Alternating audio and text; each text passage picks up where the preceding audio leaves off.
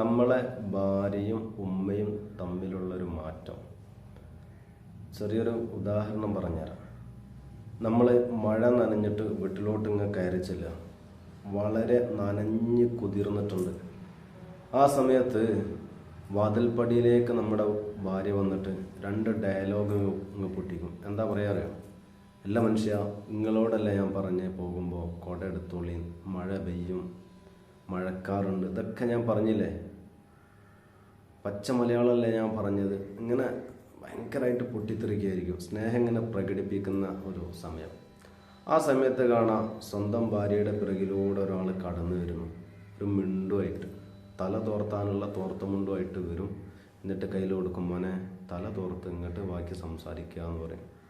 അതാണ് ഭാര്യയും ഉമ്മയും തമ്മിലുള്ള മാറ്റം. മനസ്സിലായില്ലേ? അപ്പോൾ ഭാര്യയെ കൊച്ചാക്കാൻ പറയല്ല.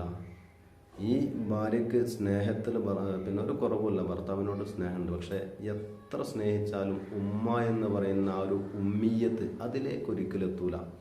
ഈ ഭാര്യയ്ക്ക് തന്നെ അവരുടെ മക്കളോട് സ്നേഹമുണ്ട്. അത് ഭാര്യ നമ്മളോട് സ്നേഹിക്കുന്നത് പോലെയല്ല, അതിനേക്കാളും 10 ഇരട്ടി സ്നേഹം സ്വന്തം മക്കളോടുണ്ട്. കാരണം മക്കൾക്ക് അവർ ഉമ്മയാണ്. അതാണ് ഉമ്മ എന്ന് നമ്മൾ എപ്പോഴും പറയുന്നത്. ഉമ്മയുടെ കാലടിയുടെ അടിയിലാണ് സ്വർഗം എന്ന് പറയാനുള്ള കാരണം അതാണ്. ആര് പകരം വെക്കാൻ നിന്ന് കഴിഞ്ഞാലും ഉമ്മാക്ക് പകരം ഒരു മനുഷ്യനിക്ക് ഈ ദുനിയാവിൽ പകരം നിൽക്കാൻ കഴിയൂല. അതുകൊണ്ടാണ് മൂസാ നബി അലൈഹി സ്വലാത്തു വസ്സലാം അദ്ദേഹം ഉമ്മ വഫാത്തായതിൻ്റെ ശേഷം തൂരിസിന പർവ്വതത്തിൽ മയ്യത്ത് കബറടക്കിയിട്ട് ജനാദ സംസ്കരിച്ചിട്ട് തിരിച്ചിറങ്ങി വരുമ്പോൾ അദ്ദേഹത്തിൻ്റെ കാല് ഒരു കല്ലിലങ്ങ് കുത്തുന്നുണ്ട്. കുത്തുന്ന സമയത്ത് ആ വേദന കൊണ്ട് അങ്ങ് പൊളയുന്ന സമയത്ത് വിളിച്ചുപോയി, അല്ലാഹ് അങ്ങ് വിളിച്ചുപോയി.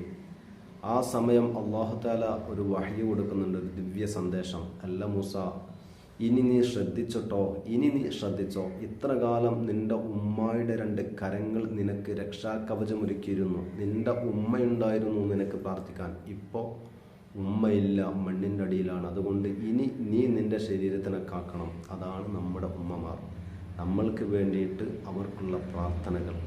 ഇതൊക്കെ തന്നെയാണ് നമ്മുടെ പിൻബലങ്ങൾ. അപ്പോൾ ഉമ്മയാണ്. ഒരു ശക്തിക്കും ആ ഉമ്മയുടെ സ്നേഹപ്രപഞ്ചത്തിനെ മറികടക്കാൻ ഒരു ശക്തിക്കും കഴിയില്ല. നമ്മുടെ എല്ലാം ഉമ്മമാർക്ക് ദീർഘായുസ്സ് നൽകുമാറാവട്ടെ. ആമീൻ. അസ്സലാമു അലൈക്കും വറഹ്മത്തുള്ളാഹി.